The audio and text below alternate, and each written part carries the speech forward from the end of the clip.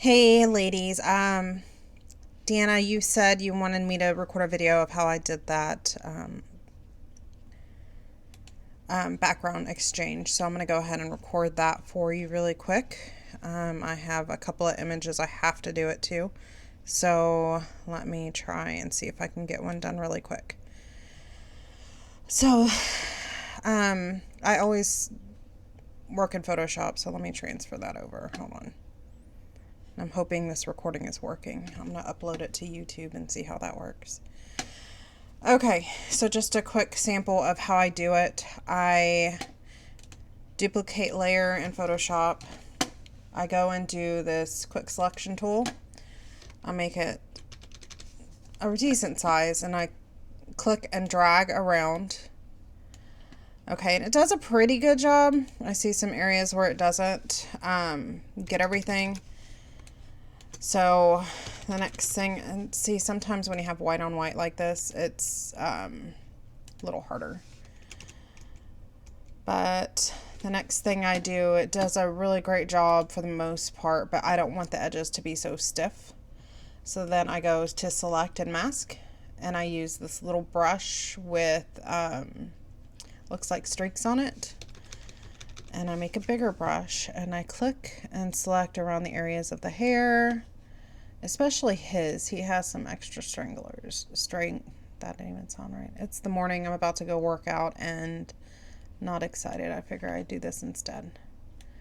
But I just kind of go around the edge just to make sure I have everything. Control Z, or I don't know about you Apple users, I don't use Apple, so. But I just try to get the edges that are a little jagged just to make sure I get everything. And see this side, his little blue sweater is not really coming in. Sometimes I change my brush to this bigger brush that doesn't have the streaks on it. I hit alternate to deselect areas. I go in here pretty deep just to make sure, but you see how there's little marching ants in the areas that there are no hairs. Even though this doesn't show it, this area right here with this hair is more than likely selected. But for his nose area, I go in here with a small brush and I'm going to brush that in as close as I can get. Okay, that's pretty good. This is a rough draft of what I do, and I'm sure you do it the same way. So the marching ants are still going. I right click layer via copy and I turn off the other layers just to look and see what's in here. And that looks pretty darn good to me. The edges look clean. You can see the little hairs on his head still. And see, these are a little jagged over here.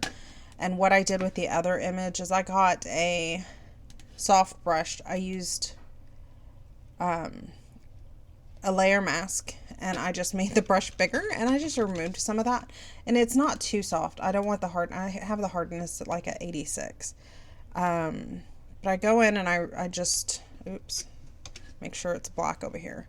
But I just, oops, you'll hear a lot of that. 100% opacity, by the way, that would help. But I just went in and did this. I literally cut off half of his shirt and you couldn't really tell.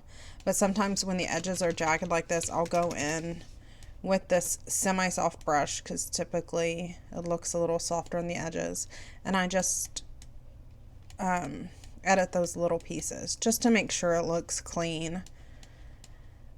Anyways, and that's about it. So I kind of like the way that looks. I'm going to create a new layer. I'm going to leave those background layers on there, but I'm going to create a new layer. I already have the color I want selected for the background, which is this. It reminds me of the bone look. So that's it.